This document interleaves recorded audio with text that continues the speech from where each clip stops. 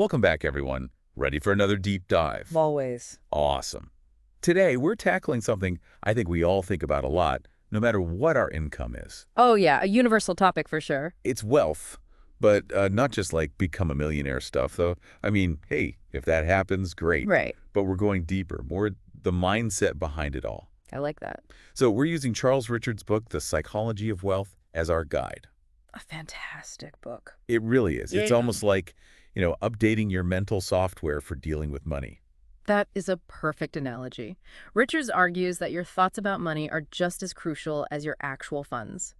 He calls it your inner wealth blueprint, this combo of beliefs and habits we develop over time. So, like, if you always heard growing up, money doesn't grow on trees, you might be hesitant to spend even when you can't afford it.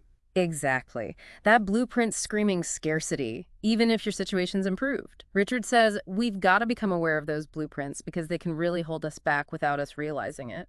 Okay, so step one, self-awareness. But then, how do we actually change that blueprint if it's not working for us anymore? Right. We can't just, like, delete our childhood, right? Right. It's not about erasing the past, but understanding it. Let's say your blueprint's telling you rich people are greedy. That might make you subconsciously avoid success because you don't want to become that person. Whoa, that's kind of mind-blowing. I never thought about it that way before. So step two, realize those beliefs aren't facts, just things we've picked up. Then what? Start chanting, money is amazing, I deserve a yacht. Not exactly. Huh. Richards is way more grounded than that. He talks about the contrast between a fixed mindset, thinking your abilities are set in stone, versus a growth mindset. People with a growth mindset see challenges as learning opportunities. So instead of, ugh, I'm terrible with money, it becomes, I'm figuring out how to manage money better, which, anyone can do. It's not just who you are. Precisely. And that connects back to that scarcity versus abundance thinking we touched on. Scarcity says there's never enough, so you hoard, avoid risks. Abundance sees potential, believes resources can be created. So even something like, oh, I don't know, getting a flat tire. A scarcity mindset complains about the cost, but abundance thinks, hey, now I can learn how to change it myself. There you go. You've gained a new skill from it. Richards argues this shift in thinking is key for long-term financial well-being. You're making decisions from a place of power, not fear. Thinking about it, I totally get sucked into those impulse buys when I'm stressed. Is that where emotional intelligence comes in? Absolutely. It's being aware of your emotions and how they influence your financial decisions. You avoid that retail therapy trap by recognizing the deeper feeling driving it. So before grabbing that cute sweater, I got to ask myself, am I actually happy right now or am I trying to fix something else? Exactly. It's like building a muscle. The more you practice recognizing those emotions, the better you get at managing them. That leads to way more mindful spending and less regret later. This is making me think about all those money messages I heard growing up. Any quick tips for our listeners on how to even start uncovering their own WN blueprint? Absolutely. Simple things like asking yourself, what were your parents' attitudes towards money? Any common sayings about money in your family? Were you encouraged to save, spend, invest? What? Wow, okay, so we're going deep here. Yeah. Pay attention to those gut reactions, right? Yeah. If thinking about investing makes you break out in a cold sweat, there's probably a belief there to unpack. Exactly. And even if some of those beliefs are negative, it's okay. Just recognizing them is the first step towards reshaping them into something that helps your goals. Awesome. So we've laid some groundwork here, got the self-awareness going, understanding those money beliefs. But how do we go from just knowing this stuff to actually doing something differently? That's where things get really interesting. Okay, so we've been doing some soul searching about our money beliefs, right? Facing those money ghosts from childhood. But now let's get into the nitty-gritty of actually building wealth.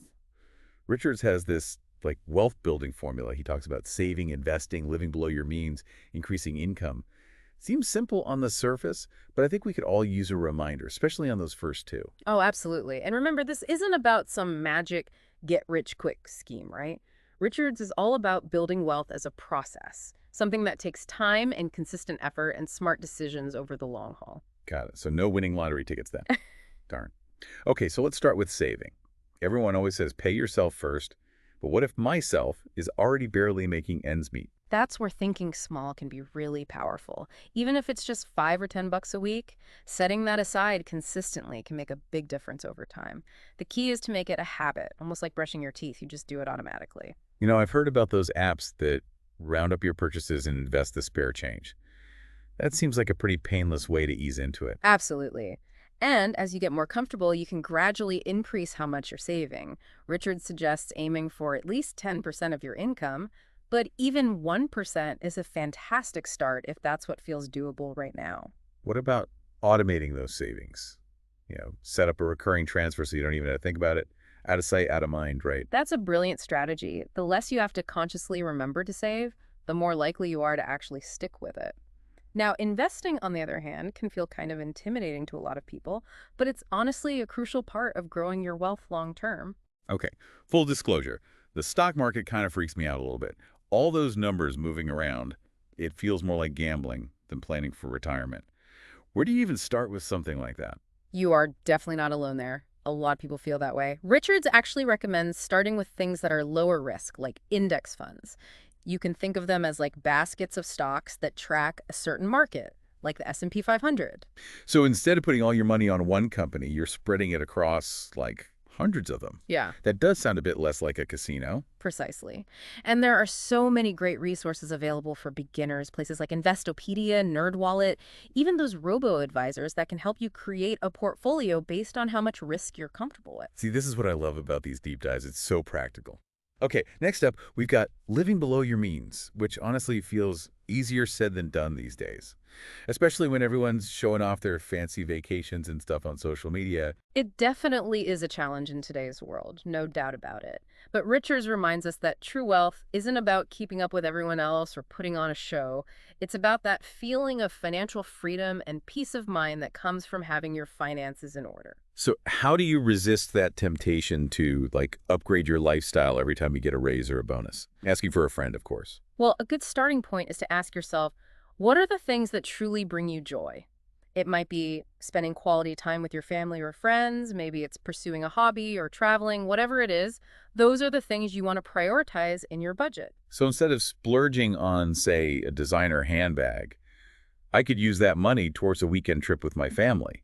That's a trade-off I can get behind. Exactly. It's all about making sure your spending is aligned with your values and what's truly important to you.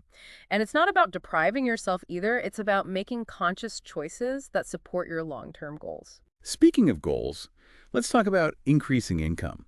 It's not always about cutting back. Sometimes you need to focus on bringing more money in.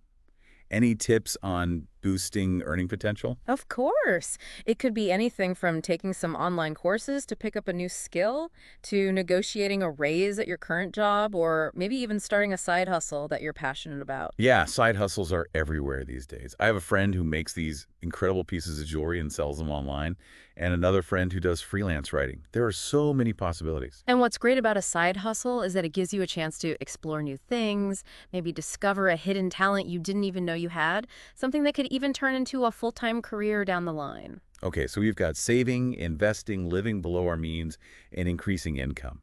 All fantastic stuff. But it's easy to get caught up in this, like, money chase and forget about the bigger picture. Where does happiness fit into all of this? That's where this idea of the happiness curve comes in, which Richards talks about in his book. Research actually suggests that after a certain income level, having more money doesn't actually lead to more happiness. Wait, so there's a limit to how much money can buy you happiness? I got to hear more about this. Basically, once you have enough to meet your basic needs, things like strong relationships, having a sense of purpose, and experiencing meaningful things start to matter way more for your overall well-being. So it's not about denying yourself nice things, but recognizing that those things aren't going to bring lasting happiness if other parts of your life aren't fulfilled. Exactly.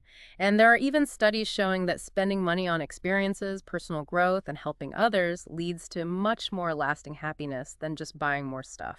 Okay, that makes a lot of sense. A trip to Italy is probably going to create more lasting joy than, that 10th pair of shoes I definitely don't need. But what about those times when life throws you a curveball? Like, say you unexpectedly lose your job or you have a sudden medical expense. How do you stay resilient when those tough things happen?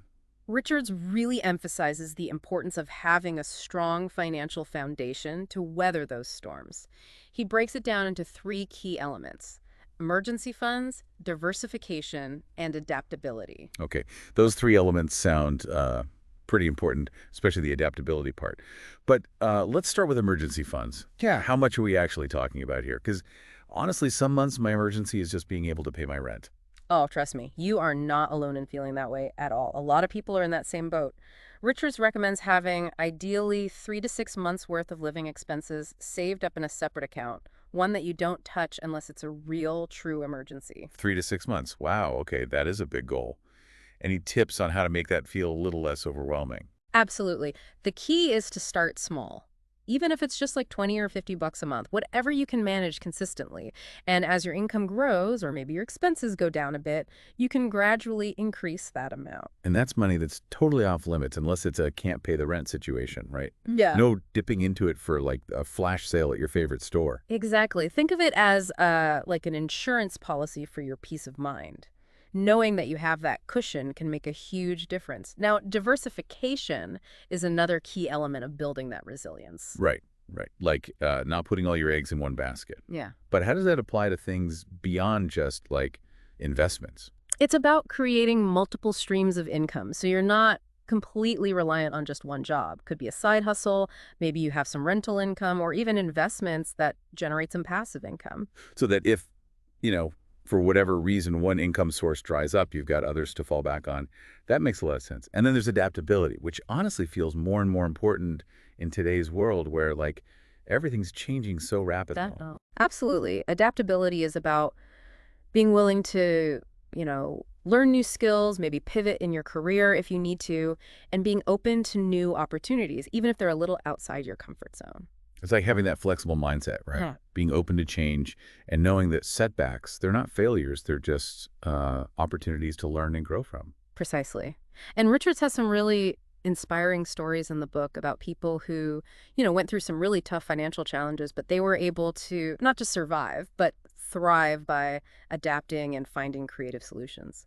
So we've covered a lot of ground today. We talked about the importance of mindset, those money blueprints we all carry around, then the practical steps for building wealth, and how to stay resilient when things get tough. But Richards doesn't stop there. He also encourages us to think about the legacy we want to leave behind. That's right. It's about asking yourself, what kind of impact do I want to have on the world? What do I want to be remembered for? It's like thinking beyond just our own lifetime, right? And considering how our actions today can have a ripple effect for generations to come. Exactly. That could be through mentoring, supporting causes that are important to you, maybe building a business that creates value for your community, all sorts of things. So it's not just about how much money you accumulate, but how you use it to make a difference. It's about using your wealth, no matter how big or small, to create something meaningful, something that lasts, that goes beyond just yourself. This has been such a thought-provoking deep dive. We've learned that true wealth, it's multidimensional. It's about more than just dollars and cents. And that mindset is absolutely crucial. It can really make or break your financial success. And of course, that building a strong financial foundation takes consistent effort and smart choices. But ultimately, it's not just about the numbers. It's about aligning your financial goals with your values, with what truly matters to you. And remember, this is really just the beginning of the journey. The real work starts now by taking what we've talked about today and applying it to your own life. So, ask yourself, what does your ideal life look like, both financially and personally? What steps can you take, starting today, to build that life? Don't be afraid to experiment a little, maybe make some mistakes along the way, and most importantly, keep learning. Remember, building wealth is a journey, it's not a destination. Thank you so much for joining us for this deep dive into the psychology of wealth. We hope you found it insightful and feel empowered to create a life of abundance and fulfillment, whatever that means for you.